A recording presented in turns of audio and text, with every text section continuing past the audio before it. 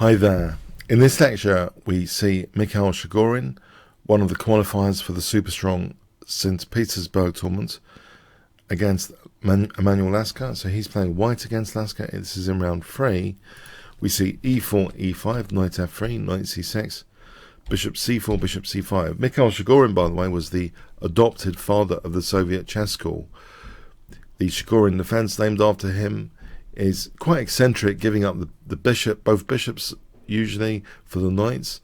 And it's that strategy, actually, which defeated Emanuel Lasker at the Hastings 1895 tournament. So could Lasker exact a revenge on Chigorin, a very dangerous opponent indeed. So b4, the Evans gambit, is being used. We have it being accepted here, c3, bishop c5, white castles, d6, d4, bishop b6, and now a4. At the moment, a5 isn't a threat. Black's got enough control over a5. We have knight f6. If d5 to try and push the knight away, by the way, that looks ideal, but the thing is, black could play knight a5, and that blockades the a pawn. So we have bishop b5 instead, pinning the knight, and now it's sort of setting a trap as well. It'll be end of game if black, castled. Can you see what white would do here, simply, for 10 points? Yeah, white could just take on c6 and then play a5, trapping the bishop. So Lasker plays a very clever move. a6 just gives, actually, not just kicks the bishop, it gives this bishop the a7 square. Bishop takes c6, b takes, a5 is played. The bishop does drop back to a7.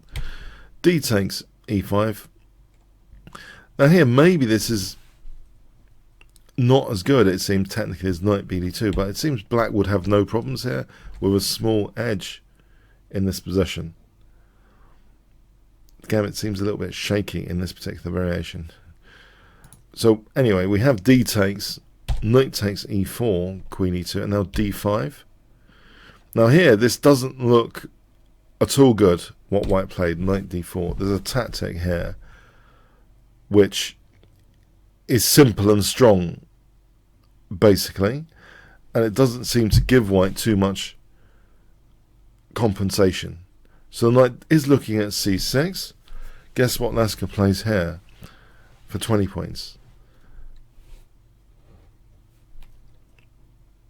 Yeah, it's an attacking piece, but it's also a liability. One needs to reframe that to be a real punisher on the chessboard. To be an assassin on the chessboard, don't just think in theory about these so-called attacking pieces. Think of them as tactical liabilities in their own right. You don't have to pander to defending sometimes when there's better options, forcing move options. The arrow goes like that, hitting the pawn. So what am I talking about here? Do we passively defend c6, or is there something else? I hope you find something else. A forcing move, attacking pieces are liabilities. Knight takes c3, it's a liability. This undermines it. Wins a pawn. Now if queen d3, it's a total disaster, by the way. Bishop takes d4. And then knight e2, end of game. So yeah, knight takes c3. Very nice undermining. So winning a key pawn. We have queen d3, now just c5. The bishop stays in the center. Queen g3, now total ingenuity now in this position. Guess what Lasker plays here? Real ingenuity. Okay. Doesn't defend this pawn, doesn't castle, just plays bishop e6. If castling, bishop h6, and the idea here for white, the best idea, the best follow-up, is not to take the exchange, but to try and play on the dark squares with rook ad1. So for example, rook e8, bishop g5, this is the main critical line, where black has h6, and this position is about equal, actually. So black shouldn't really castle from a theoretical perspective. If we look at this again, and you might think, well, what about taking here? The king takes. The thing is, this position is in black's favour. That bishop's fantastic. And yeah, if we go to that main line again and we look at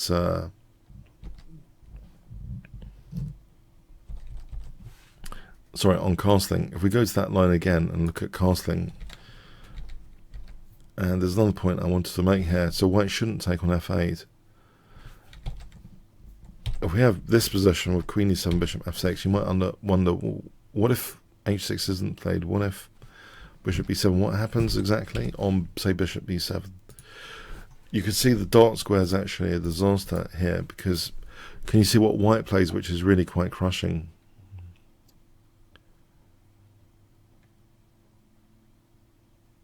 White just needs a free hand for queen h4, queen h6. That would be the dream, if only if there isn't a bishop takes e5, and that can be arranged because white can play a tactic here.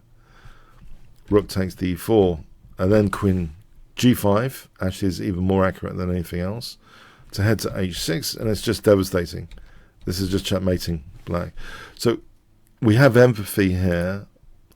That bishop e6 is such a great move in theory compared to castling.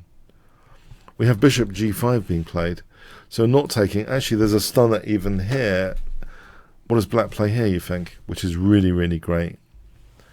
And it reminds me of this game of Australian Grandmaster Rogers, where I saw a really cute move, and it will be king d7.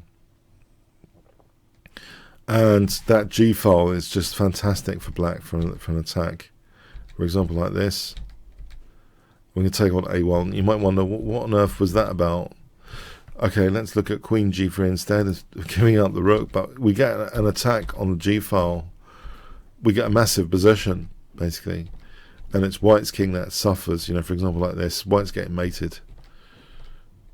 So yeah, there are brilliant dynamic possibilities on queen takes, starting with this cute king d7. Really, you know, fun stuff indeed. It was against Peter Soray. There's a classic game I witnessed some of the post-mortem of.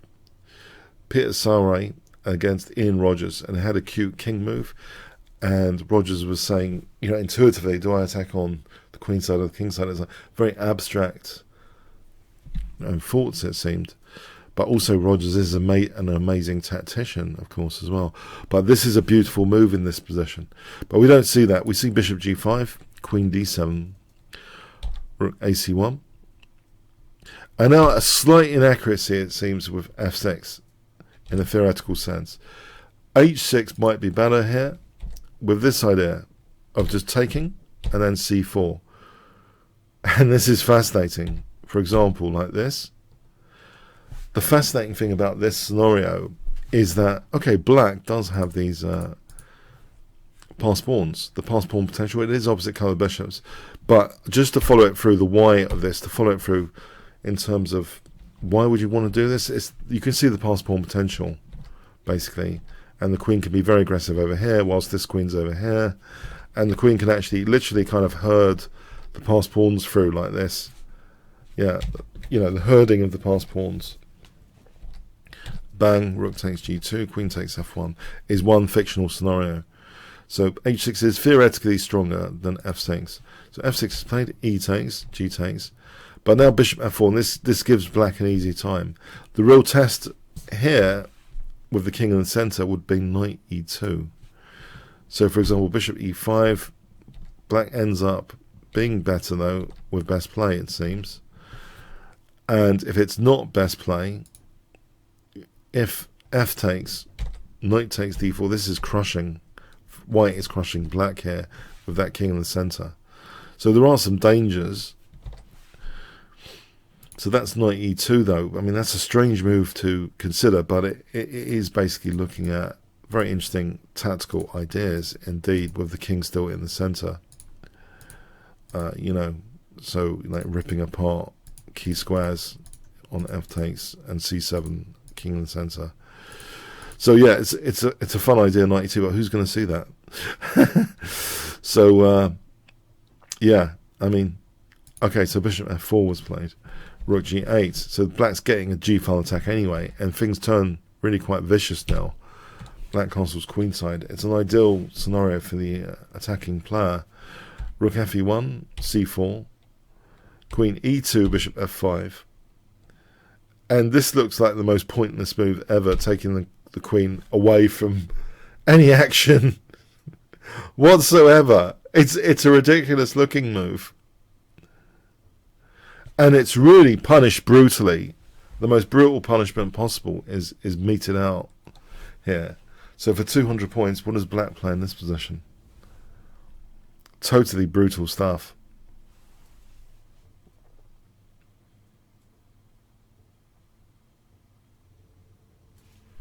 Black has a light square bishop without a counterpart.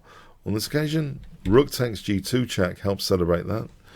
We have king h1. If king takes g2, bishop h3 check, and we see the light square bishop really an enabler on the light squares for these kind of vicious tactics.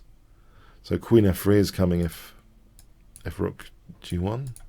The light square bishop without the counterpart, showing its power, allowed to show its power.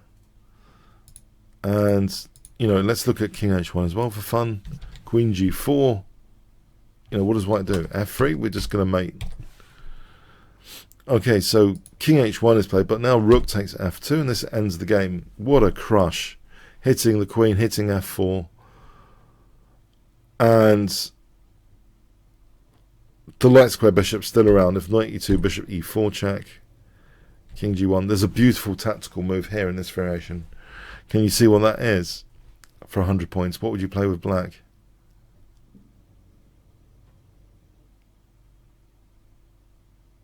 I know a lot of things are winning, but this is cute. Rook f1 is a double check. When you have a double check, you're forcing the king to move.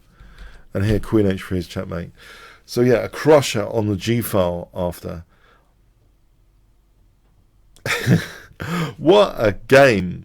What a punishment of the Evans Gambit, which was very, very trendy at the time. It was one of the two, you know, the two most popular gambits around this era, you know, the King's Gambit and the Evans Gambit. But what a punishing way of playing it. So accepting the Gambit, and Lasker had alluded to finding, you know, an antidote with the accept line in the 1895 tournament, but he didn't test it out then. So maybe he had more research time. But basically, this situation is white playing for a cheap trap to win the bishop.